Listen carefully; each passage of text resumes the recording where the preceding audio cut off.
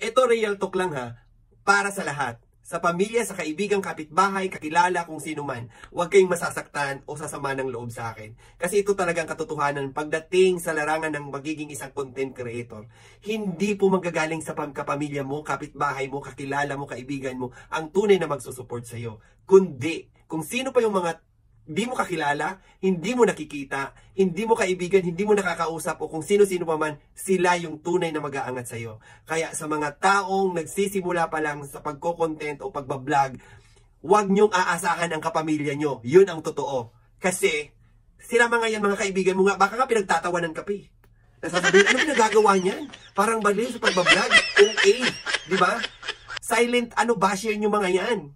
Una sa pamilya, silent basher nyo yan. Kaibigan nyo, kapitbahay nyo, my gosh. Sila yung mga silent basher nyo. Hindi nyo nga rin marinig na makita na mag-comment sa mga vlog nyo, di ba? Totoo yun. Huwag kayong magagalit sa akin, pero yun ang totoo. Kahit magmakaawa kayo sa mga kaibigan nyo, kapitbahay nyo, kakilala nyo na i-share ang mga vlog nyo, no. Don't expect, promise. Kasi ang tunay na mag-share at tunay na magsusupport sa inyo, yung mga taong hindi nyo kakilala. Yun ang totoo. Bato-bato sa langit, ang tamay huwag magalit. Ganun yon. Ganun yon. Kaya huwag kayong paghinaan ng loob. Kasi hindi lang sila ang makakatulong sa iyo, kundi yung mga taong hindi mo nakikita, hindi yung multo. Yung mga taong hindi mo kakilala, nasusulpot na lang sa mga vlog mo, na magko-comment at bigla na lang mag-share ng mga content mo.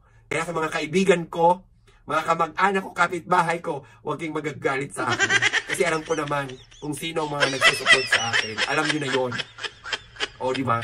Ganun yon. Ganon. Parang hindi ka na grade 2. Baklang 2.